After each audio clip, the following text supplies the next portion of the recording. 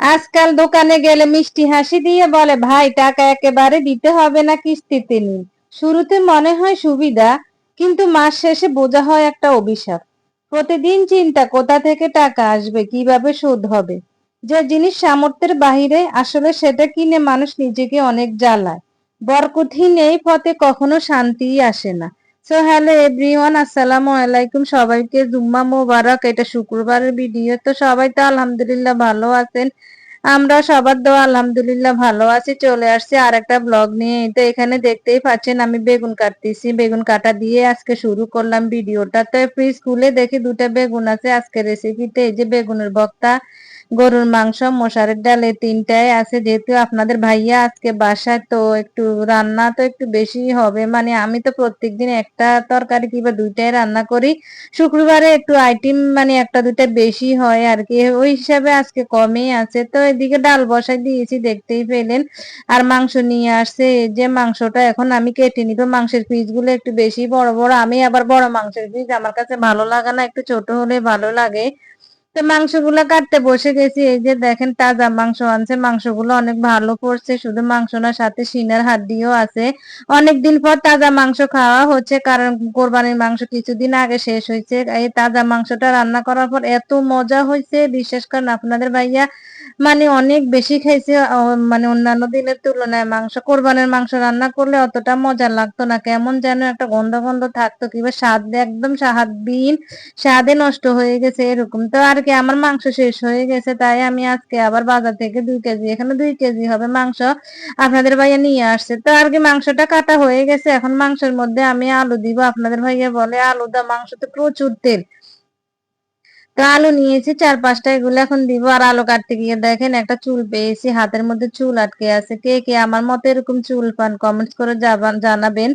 আমার বাসায় যে কোনো কিছুতে চুল পাওয়া যায়, বেশি ঝাড়ু দিলে অনেক চুল পাওয়া যায়, আলুর সাথে থাকে, পেঁয়াজের সাথে থাকে। তা আপনাদের এরকম হয় কিনা আপনারা জানাবেন। তো ভিডিও শুরুতে বলে রাখি, ভিডিওটি যদি সবার কাছে ভালো লাগে একটা লাইক করবেন, কমেন্ট করবেন, শেয়ার করবেন। তো আর কি, এটা আমি আলুগুলো এক এক করে এখন সবগুলা কেটে নিব। এই আর কি, আলুর পিসটা একটু বড়ই নিয়েছি, যেহেতু মাংসের সাথে আলুর পিস বড় দিলে কোনো সমস্যা নেই। তো মাংসগুলাই তো কাটা হয়ে গেছে, এখন আমি মাংসগুলা কেটে নিব। মাংসতে প্রচুর তেল, বিশেষ করে আমার হাতগুলো পুরো ভরে গেছে তেলে। আর যে মানে ভান্ডর মধ্যে ধুইতেছি, ওই ভান্ডটা তেলে পুরো ভরে গেছে। তো এটা লাস্টের দোয়া, প্রথম দোয়া গুলো আর দেখায়নি। আর মাংসে 3 দোয়া দিলে হয়ে যায়, মাংস তো আর বেশি ধুতে হয় না। যতই ধুবেন ততই তেলগুলো চলে যাবে, মাংসের স্বাদও নষ্ট হয়ে যাবে। মাছ কিন্তু বেশি ধুতে হয়, মাছ যতই ধুবেন ততই আপনার মজা হয়। ওই যে একটা কথা আছে না, মানে মাংস যত ধুবেন ততই ছিটে, আর মাছ যত দিবেন ততই মিঠা। ওই আর কি, আমাদের আঞ্চলিক ভাষায় একটা কথা আছে আর কি, আপনাদের সাথে শেয়ার করলাম। তো আলুগুলো ধুয়ে নিতেছি, না হলে আলুটা লাল হয়ে যাবে। এদিকে বলটা ধুয়ে নিব, তেলে ভরে গেছে, হাতের মধ্যে তেল চিটচিট করে। আমার কাছে তেল একদম ভালো লাগে না, সেটা রান্নার তেল হোক, গরুর তেল হোক, আর কিংবা মুরগির তেলে হোক, আমার কাছে একটু ভালো লাগে না। তেল জিনিসটা আমার গা গির গির করে। আমি রান্না করার সময় যদি দেখি যে মাংস মুরগির উপর রান্নার মানে তেলটা বেশি উঠছে, আমি আস্তে কি করে তেলগুলো নিয়ে নিই একটা বাটিতে, ফেলে দিয়ে। আমি বেশি তেল আমি একদম পছন্দ করি না। তো এদিকে ডালটা আমার সিদ্ধ হয়ে গেছে, এখন আমি কিছু মানে আপনার হলুদ দিয়ে দিয়েছি। হলুদ দেওয়ার পর আর একটু সিদ্ধ হবে, সিদ্ধ হতে থাকে। এদিকে আমি মাংসটা একটু বসাই দিব। মাংস আমি বরাবরে সবসময় হাতে মেখে বসে, আপনারা জানেন। তাছাড়া আজকে মাংসের পরিমাণ একটু বেশি, এখানে পাতিলে বোঝা যায় না, পাতিলটা আসলে ভিতরের দিকে একটু গর্ত বেশি, তো মাংস নিচে অনেক আছে, বোঝা যাচ্ছে না। তো আমি পেঁয়াজ টমেটো দিয়ে দিয়েছি। আমি আবার মাংস মুরগি রান্না করলে টমেটো দিই। আপনারা কে কে টমেটো দেন জানাবেন, আমার কাছে বেশ ভালোই লাগে। দিয়ে দিলাম আদা রসুনের পেস্ট। মাংসের মধ্যে আদা রসুন পরিমাণ সমানে দিতে, মানে আপনার আদা যতটুকু রসুনের ততটুকু দিতে হয়, কিন্তু মুরগির মাংসের মধ্যে আপনার মানে রসুনের চেয়ে আদার পরিমাণ কম দিলে মুরগির স্বাদটা বেশি ভালোই লাগে। দিয়ে দিলাম তেল, তেলের পরিমাণ একটু কমই দিয়েছি, কারণ মাংসতে অনেক তেল। তো এখন এই যে আমি দিয়ে দিলাম হলুদের গুঁড়া, মরিচের গুঁড়া, জিরার গুঁড়া, গরম মশলার গুঁড়া। এখানে আর একটা কথা বলে রাখি, মানে অন ক্যামেরায় আমার মশলাগুলো দেখা গেছে মাঝে মধ্যে কম, হয়তো আমি অফ ক্যামেরায় মশলা কিন্তু আবারও দিই। কে কে এমন করে জানাবেন। তো এটা দিয়ে দিলাম গরম মশলার মানে গুঁড়াটা। আমি গুঁড়াটা ইউজ করি, মানে গোটাটা একদম কম করি, কারণ গোটাটা ইউজ করলে আমার ঘরে কেউ খেতে চায় না, দাঁতের নিচে পড়ে, ওদের বিরক্ত লাগে। তো গোটা শুধু তেজপাতা আর আমি একটু লঙ্গে দিয়েছি। বিশেষ করে এলাচিটা দিলে গোটা আমার ঘরে সবাই বিরক্ত হয়। ওই যে দাঁতের নিচে পড়লে যে বিচিটা না অনেক খারাপ লাগে। আমার কাছে সত্যি অনেক খারাপ লাগে। তাই আমি সবসময় গুঁড়াটাই ইউজ করি। তো এটা বাহির থেকে কিনা যেহেতু আমি প্রথমেই দিয়ে দিই, যদি ঘরে ভাজা হতো তাহলে লাস্টে দিলেও হইতো।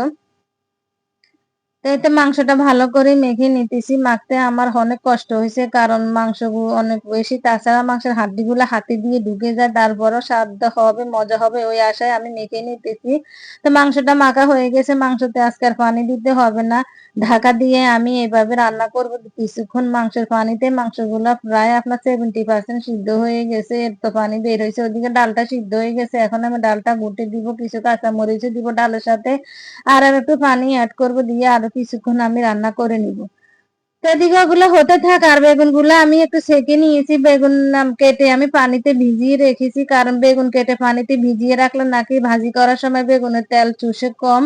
এটা আমি দেখছি একটা ইউটিউবে একজন লোকে বলছে, মানে একজন মাস্টার শেফ বলছে উনি করার সময়। তো আমি ভিজিয়ে রেখেছি, রেখে এখন ধুয়ে পানি ঝরতে দিয়ে দিয়েছি। এদিকে মাংসটা একটু নেড়ে ছেড়ে দিতেছি। দেখেন মাংস থেকে অনেক পানি বের হয়েছে। বলছি না যে এই পানিতে মাংসটা আপনার 70% সিদ্ধ হয়ে গেছে। আমার আর পানি দিতে হয় না, অল্প একটু দিয়েছি আলুটা সিদ্ধ হওয়ার জন্য। আর এদিকে ডাল হয়ে গেছে। আমি একটা পাতিলে নিয়ে নিয়েছি, দেখতেই পেলেন। এখন এই যে ডালের মধ্যে আমি বাগারটা আর কি দিয়ে দিব।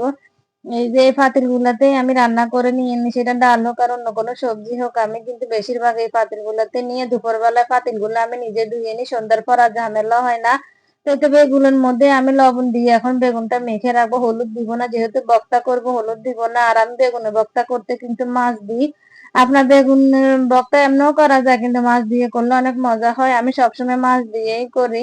তো মাছগুলা ভাজা আছে, ফ্রিজে রেখে দিয়েছি। আমি শুধু বের করে ওভেনে গরম করে কাটা পরিষ্কার করে নিলে হয়ে যাবে। তো আমি বেগুনটা ভাজা বসাই দিয়েছি। বেগুনের এ পিঠ হয়ে গেছে, এখন ওই পিঠটা একটু উল্টিয়ে দিব। আর ওইদিকে আমার মাংসটা কিন্তু কষানো এখনো হয় নাই, হচ্ছে আস্তে আস্তে। তো এই তো বেগুন গুলা হয়ে গেছে। এগুলি আমার আরো বেগুন আছে, এগুলো এখন কড়াইতে দিয়ে দিব। হ্যাঁ, এই তো বেগুন গুলা মানে অনেক সুন্দর হয়েছে, মজাও হয়েছে আসলে বেগুনের ভর্তাটা। তো এটা আমি বাকি বেগুন গুলা দিয়ে দিব এক এক করে। দিয়ে আমি ওদিকে মাংসটা আমার মানে কষানো হয়ে গেছে। আমি অফ ক্যামেরা মাংসতে আলু দিয়ে দিয়েছি, আর আমি আলু দিতে দেখাইনি। এই তো দেখেন আমি ভালো করে এখন নেড়ে দিয়েছি, সিটি লেগে যেতে পারে। মশলাটা ঘন হয়ে গেছে তাই। আর কিছু আলু এখন মানে পানি দিয়ে দিব, গরম পানি করে রাখছি কেটলিতে, একটুখানি দিলে হয়ে যাবে। আলু আর মাংস একসাথে সিদ্ধ হয়ে যাবে। আর আমি অনেকবার অনেক ভিডিওতে বলছি আমার এই পাতিলগুলি অনেক ভালো, পাকিস্তানি পাতিল। এগুলি ভিতরে আপনারা দাবানো দেখে মানে মাংস যে কোনো শক্ত জিনিস আমি এগুলাতে রান্না করি। রান্না করতে বেশি সময় লাগে না, মানে সিদ্ধ হয়ে যায় তাড়াতাড়ি। সেটা মাংস হোক, লেয়ার মুরগি হোক, আর যে কোনো কিছু হোক, আমি এটাতেই রান্না করি। তো আমার রান্না হয়ে গেছে, এভাবে পানি রেখে নামাবো, আলু চুষি নিবে। আর এদিকে চুলাটা পরিষ্কার করে আমি কিন্তু ভাত রান্না বসাই দিয়েছি। এই যে দেখেন, আর ডাল রান্না করছি। তো দেখবেন এই ঝোল থাকবে না। এদিকে মেয়ে ছোটটাকে আমি গোসল করে দিয়েছি রান্না শেষে। আপনাদের ভাইয়াকে বলছি ওকে একটা ড্রেসটা পরাই দেন, মাথাটা একটু আঁচড়াই দেন। আঁচড়াতে পারে না আসলে, ছেলে মানুষ তো এগুলাতে অভ্যস্ত না, পারে না। আমার মেয়ে শুধু হাসতেছে, ওর বাবা মাথা আঁচড়াই দিতেছে। তো আর কি, আজকের ভিডিও এখানে পর্যন্ত। সবাই ভালো থাকবেন, সুস্থ থাকবেন। সবাইকে আল্লাহ হাফেজ।